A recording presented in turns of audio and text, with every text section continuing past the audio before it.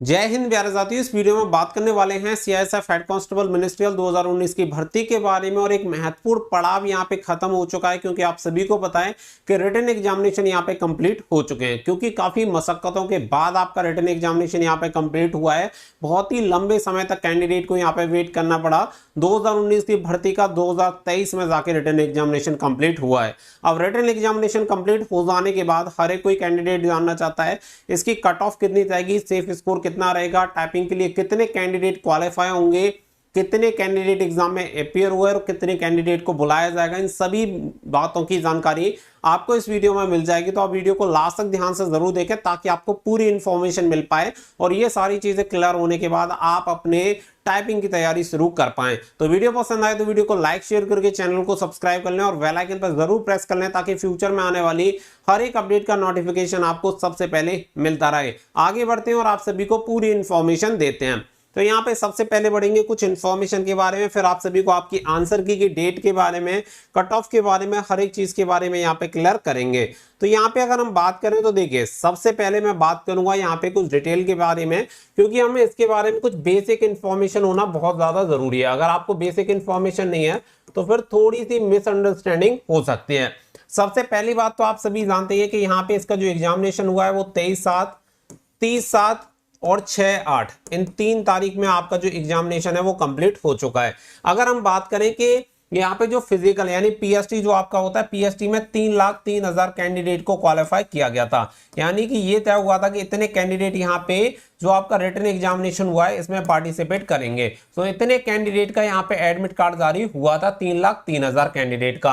अब अगर हम बात करें कि यहाँ पे आप सभी जानते हैं कि टोटल नंबर ऑफ वैकेंसी कितनी है, 249, यानी 429 करीब यहाँ पे वैकेंसी है। अगर हम बात करें तो 3,03,000 कैंडिडेट में से एग्जाम में कितने कैंडिडेट प्रेजेंट हुए, अगर हम इस बारे में बात करें तो देखिए 3,03,000 कैंडिडेट का लगभग 40 से 50% मैक्स टू मैक्स मैं आप सभी को बता रहा हूं कि इतने कैंडिडेट से ज्यादा एग्जाम में अपियर नहीं हुए। आप सभी एग्जाम दे के आए हैं, आप खुद बता सकते हैं कि इससे ज्यादा प्रेजेंट कैंडिडेट हुए हैं या नहीं। अगर इसके अकॉर्डिंग हम यहाँ पे माने तो आप इतना मान के चलिए 1,20,000 से लेके लगभग 1,40,000 के बीच में कैंडिडेट प्रेजेंट हुए, 3,03,000 कैंडिडेट में से। तो इतने कैंडिडेट ने परीक्षा यहाँ पे दी है जो कि परीक्षा में शामिल हुए हैं। अगर हम इसके अकॉर्डिंग बात करें तो आप सभी को पता है कि 429 आपकी वैकेंसी है और 429 वैकेंसी के अकॉर्डिंग अगर हम हाईएस्ट नंबर को ले लेते हैं यहाँ पे, तो आप ये देखिए कि कितने गुना कैंडिडेट यहाँ पे केवल क्वालिफाई हो रहे हैं। यहाँ पे हमें देखना पड़ेगा कि कितने टाइपिंग के लिए कैंडिडेट क्वालिफाई हो रहे हैं। अब यहाँ पे अगर आप देखेंगे तो यहाँ पे आप सभी को बता दें कि 429 वैकेंसी के लिए 10 गुना कैंडिडेट को क्वालिफाई किया जाएगा टाइपिंग टेस्ट के लिए। यानी कि टाइपिंग के लिए 10 गुना कैंडिडेट को यहाँ पे अगर बुलाया जाता है तो आपके 4290 कैंडिडेट को टाइपिंग के लिए बुलाया जाएगा। अगर 4290 कैंडिडेट को अगर यहाँ पे आप देखें तो यहाँ पे टोटल जो आपका परसेंटेज निकलता है वो निकलता है 3%। यानी कि टोटल जो एग्जाम में कैंडिडेट अपियर हुए हैं उनके केवल 3 गुना कैंडिडेट ही क्वालिफाई होंगे। किसके लिए? आपके टाइपिंग टेस्ट के लिए। तो यहाँ पे केवल 3% कैंडिडेट क्वालिफाई होने वाले हैं। 1,40,000 मैक्सिमम संख्या हमने मानी है, इसमें से 4290 कैंडिडेट यहाँ पे क्वालिफाई होंगे, तो लगभग 3% कैंडिडेट यहाँ पे क्वालिफाई हो रहे हैं। अब आप इतना समझिए कि अगर आपका नंबर इसमें आता है तभी आप टाइपिंग के लिए क्वालिफाई हो पाएंगे और आगे का प्रोसेस आपका बढ़ पाएगा। अब यहाँ पे कुछ ये बेसिक डिटेल क्लियर हो जाने के बाद आगे बढ़ते हैं। तो आगे यहाँ पे देखते हैं कि आपकी कट ऑफ लगभग कितनी जा सकती है। तो आप ऐसा समझिए कि 4290 कैंडिडेट में आपका होना चाहिए 1,40,000 टोटल आपके कैंडिडेट हैं और 1,40,000 में से हम बात करें तो 3% में। अगर 3% में आने के लिए अगर आप मिनिमम देखें कि कितनी कट ऑफ होनी चाहिए। अब जब आप एग्जाम हॉल से निकले होंगे तो बहुत सारे बच्चे ऐसे मिले होंगे जिनका पेपर जैसे ही खत्म हुआ होगा उसके तुरंत बाद उनका स्कोर रहा होगा 95। लेकिन अगर आप देखेंगे कि रूम से बाहर निकलते निकलते उनका स्कोर हो गया होगा 90। यानी कि 5 नंबर केवल रूम से बाहर निकलने में खत्म और सेंटर से बाहर निकलने में उनके नंबर रह जाएंगे 85 और घर पहुंचने तक उनके नंबर बचेंगे 70। यही हालत होती है, ये रियलिटी है एग्जाम की, इससे कोई डिनाई नहीं कर सकता। ऐसा ही होता है जब हम एग्जामिनेशन देते हैं। हालांकि लेवल बहुत ज्यादा हाई नहीं था कि ये कहा जाए कि बहुत ज्यादा टफ था पेपर, मॉडरेट लेवल का पेपर था। तो अच्छा खासा स्कोर किया है कैंडिडेट ने। फिर भी जब पेपर इजी होता है तो गलतियां भी बहुत ज्यादा होती हैं। तो यही हाल होता है कि जो बच्चा 95 आपको बता रहा है वो पता चला कि 70 पे जाके अटक जाएगा। तो ये तो कहानी है कि आपको दुनिया की नहीं सुननी है, सिर्फ अपना देखना है कि कितना आपने स्कोर किया है और रियलिटी क्या है। अगर आप रियलिटी के साथ रहोगे तो आपके लिए ज्यादा बेस्ट रहेगा। तो लगभग अगर आप मानेंगे तो एवरेज स्कोर जो निकल के आएगा बच्चों का, जो 90-95 बता रहे हैं उनका 70 ही निकल के आएगा। तो इतना मानो कि लगभग आपका जो एवरेज स्कोर मैं मानता हूं वो 70-75 के अप्रॉक्स आपका एवरेज स्कोर है, अगर कैंडिडेट का एवरेज स्कोर देखेंगे तो आप।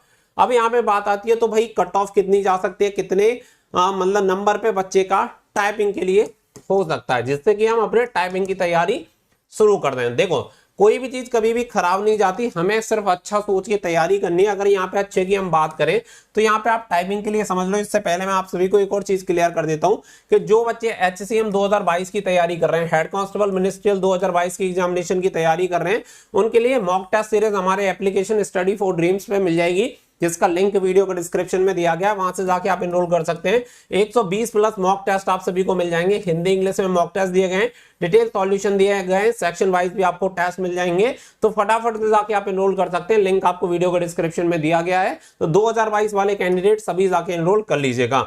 अब अगर मैं बात करूं यहाँ पे कि टाइपिंग के लिए कितने पे आप क्वालिफाई हो जाओगे, तो देखो जनरल, OBC और ST, इन तीनों के लिए कट ऑफ वेरी करेगी, कट ऑफ ऊपर नीचे जाएगी नो डाउट। लेकिन मैं एक आपको एग्जैक्ट नंबर दे रहा हूं कि अगर आपके इन कैटेगरी EWS कैटेगरी भी इसी में शामिल रहेगी, अगर आपके इन चारों कैटेगरी में होते हुए अगर आपके 75 नंबर हैं तो आपको टाइपिंग की तैयारी शुरू कर देनी चाहिए। हालांकि देखो 100% कोई भी नहीं कह सकता कि 100% इस पर सिलेक्शन हो जाएगा या नहीं होगा, हाँ, लेकिन 75 एक गुड अटेम्प्ट है, यहाँ पे एक अच्छा स्कोर है आप सभी का, सेफ स्कोर यहाँ पे 75 के अप्रॉक्स रह सकता है।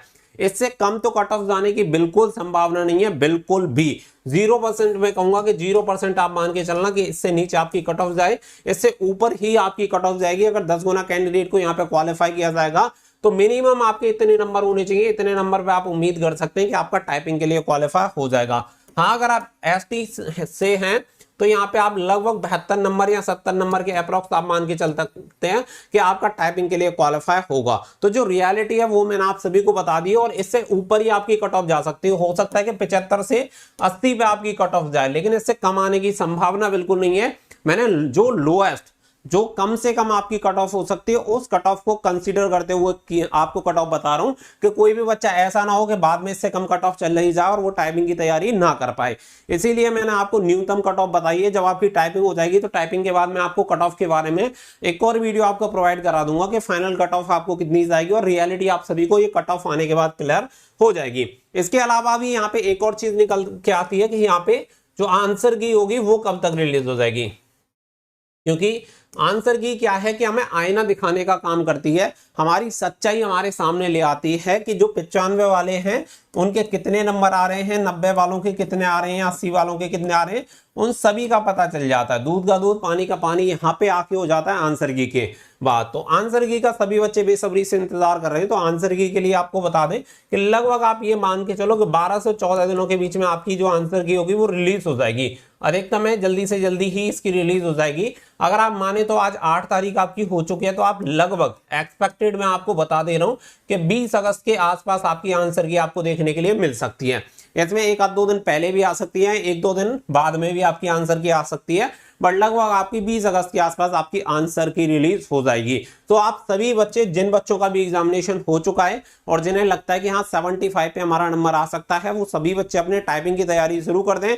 आंसर की जल्द से जल्द शुरू हो जाएगी। इसके अलावा एक और चीज भी पूछी जाती है, वो पूछी जाती है नॉर्मलाइजेशन, क्योंकि नॉर्मलाइजेशन एक महत्वपूर्ण चीज है अब सभी एग्जामिनेशन में। अब जहां पे आपका मल्टीपल डेज में और मल्टीपल शिफ्ट में एग्जामिनेशन हुआ है तो नॉर्मलाइजेशन का बनता ही बनता है। इसमें आप सभी को पता है कि कुछ बच्चे हाई कोर्ट जाने के लिए भी तैयार थे। अब यहाँ पे एग्जामिनेशन आपका हो चुका है और पूरी उम्मीद है कि CISF इसमें नॉर्मलाइजेशन को ऐड करेगा, और नॉर्मलाइजेशन के बाद आपके जो नंबर बढ़ेंगे घटेंगे उसके अकॉर्डिंग ये चीजें डिसाइड होंगी। क्योंकि अगर नॉर्मलाइजेशन नहीं होता है तो हो सकता है कि बच्चे फिर से हाई कोर्ट वगैरह जा सकते हैं, और कायदे से लगता है कि नॉर्मलाइजेशन होना भी चाहिए, जिससे कि सभी के साथ समानता रहे और किसी के साथ कोई दिक्कत ना हो। क्योंकि अगर किसी का पेपर इजी आया होगा बहुत ज्यादा तो उसके तो नंबर ज्यादा होंगे, सिंपल सी बात है, और किसी का पेपर अगर हार्ड हो जाएगा तो उसे नुकसान हो जाएगा। तो नॉर्मलाइजेशन से मुझे नहीं लगता कि किसी भी बच्चे को कोई आपत्ति होनी चाहिए, और नॉर्मलाइजेशन होना भी चाहिए। उम्मीद करता हूं कि CISF हेड कांस्टेबल मिनिस्ट्रियल 2019 की भर्ती के बारे में जो भी आपके सवाल बार बार पूछे जा रहे थे, उन सभी सवालों के जवाब आपको इस वीडियो में मिल गए होंगे। तो वीडियो पसंद आई हो तो प्लीज वीडियो को लाइक शेयर करके चैनल को सब्सक्राइब कर लें और बेल आइकन पर प्रेस कर लें ताकि फ्यूचर में आने वाले अपडेट के नोटिफिकेशन आपको सबसे पहले मिलते रहें। So thank you for watching. जय हिंद, जय भारत।